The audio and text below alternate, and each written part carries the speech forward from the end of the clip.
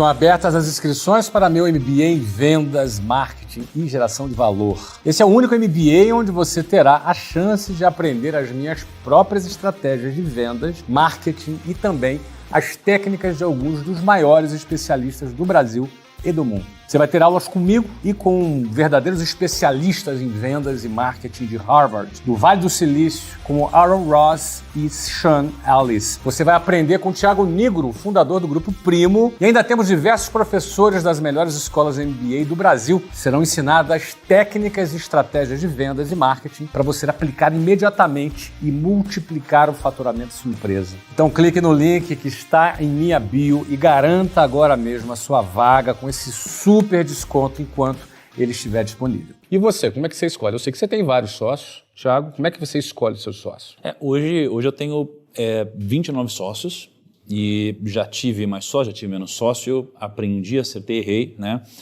Hoje eu tenho 3 coisas que eu valorizo num sócio. Primeiro, eu acho que um sócio precisa ter resultado comprovado nessa área, né? O sócio precisa compartilhar da mesma cultura que a gente e o sócio precisa estar caminhando na mesma direção. Tá, então, para mim, essas 3 coisas são essenciais num sócio. E eu estava refletindo enquanto o Scherto falava um pouco sobre o pensamento diferente, né? E eu acho que tem um princípio por trás disso e que eu acredito muito, que é o princípio onde os idiotas tentam vencer discussões e os não idiotas tentam vencer.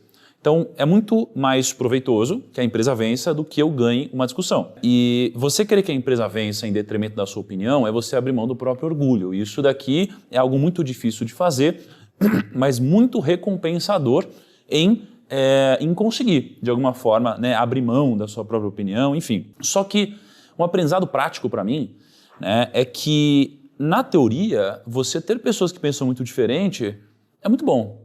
Na prática, dependendo do quão diferente elas pensam, isso daqui passa a se tornar insustentável. Então, eu acho mais plausível você ter sócios que são inteligentes do que sócios que pensam diferentes. Por mais que eu tenha a convicção de que eles devem ter habilidades complementares. Então, muitas vezes, se a gente pensa diferente, as nossas discussões vão ser intermináveis pelo simples fato de a gente ter tido uma criação diferente, crenças diferentes, né?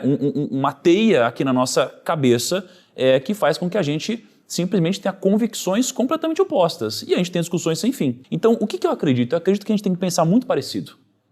Eu acredito que a gente tem que ter valores muito parecidos. Só que, no final das contas, a gente tem que ser muito complementar. Habilidades complementares. Exatamente. Porque imagina o seguinte, quando você tem 2 pessoas, já é muito difícil. Quando você tem 5 pessoas, já é muito difícil. Porque você tem sempre uma relação progressiva de número de interações possíveis quando você tem mais de um sócio. Então, se temos 2 sócios, eu para ele para mim. Então, são 2 interações possíveis. Se somos em 3, a gente tem eu para ele para mim, eu para ele para mim e entre eles. Então, são 6 interações possíveis. Então, cada uma pessoa que você adiciona nessa equação, você começa a ter um número cada vez mais exponencial, onde fica muito impossível de você lidar com um controle emocional que vai te fazer conseguir passar por períodos de turbulência por muito tempo. Por isso que eu acho que muitas vezes o empreendedor acaba se machucando tanto emocionalmente que, por mais que tecnicamente você seja muito bom e esteja no mercado bom, a emoção às vezes acaba te anulando. Então eu entendi que os pensamentos diferentes eles vão acontecer quando as pessoas são inteligentes, né? Acho que é natural, porque no final das contas a gente quer chegar no mesmo lugar, mas eu entendi que só os que pensam parecidos e têm habilidades complementares vão me gerar uma relação de custo emocional muito baixa perto do resultado que eu vou atingir. Não significa que todos têm que pensar igual, mas todos têm que ser inteligentes. Então, eu acho que tem um pouco dessa ponderação no meu ponto de vista. Você acha que o orgulho é inimigo da inteligência?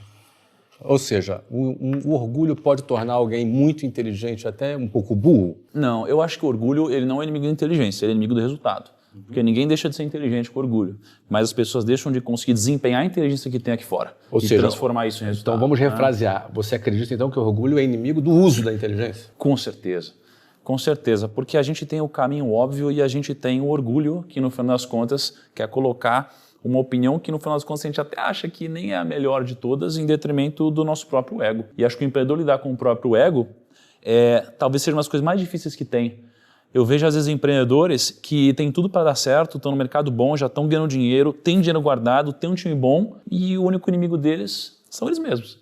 E aí já vi vários ficando no meio do caminho e cadáveres boiando por causa disso. Por causa do ego. Então, acho que é o maior inimigo do empreendedor que está no mercado bom. O orgulho é inimigo...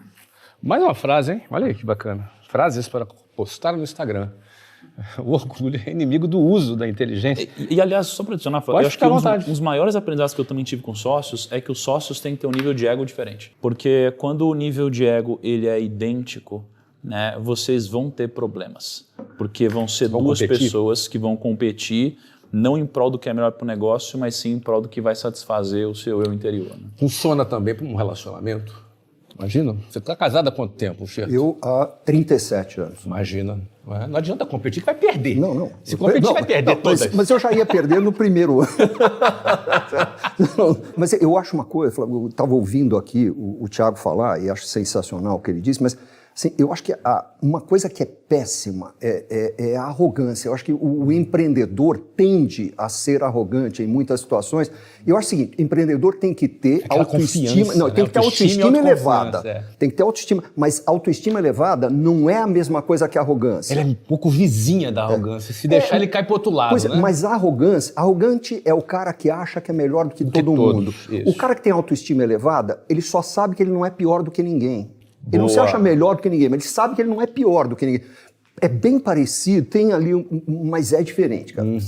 Eu sei que eu não sou pior do que ninguém. E a arrogância numa relação com um sócio? Não, é terrível. É terrível porque aí a coisa vira, isso que o Thiago estava falando, vira uma queda de braço e quem sai perdendo é a empresa. Quem sai perdendo é o resultado, quem sai perdendo é o negócio. Bom, já a gente vai falar sobre conflitos, a gente vai voltar nisso. Mas deixa eu voltar aqui para a Thaís. Thaís, dá a sua visão sobre o teu critério que você acha que a gente deve usar para escolher um sócio. Então, eu faço parte de uma empresa, somos em 16 sócios hoje, somos 13 homens e 3 mulheres, e é uma sociedade de 14 anos, e nesse período a gente teve 3 saídas, o que mostra que alguma coisa que a gente faz nesse crescimento orgânico está acertada. Então, só para explicar, desculpa, o que é uma saída para as pessoas é quando você tem um investimento... A saída de um sócio, isso. Isso, exatamente. Saída de um sócio, que é um momento que mexe, né, nos pilares, faz a gente rever plano de partnership, né, o plano de remuneração dos sócios, que faz a gente rever critérios de entrada, que faz a gente rever a própria sociedade, né, e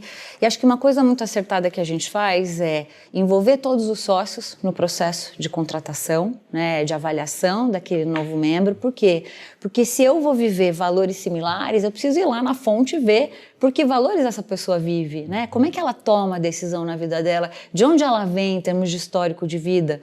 SLT dificilmente vai servir para uma sociedade de empreendedores, né? Se o pilar ali da segurança é muito importante para aquela pessoa. Então, o momento de vida, eu acrescentaria em tudo que você trouxe, né?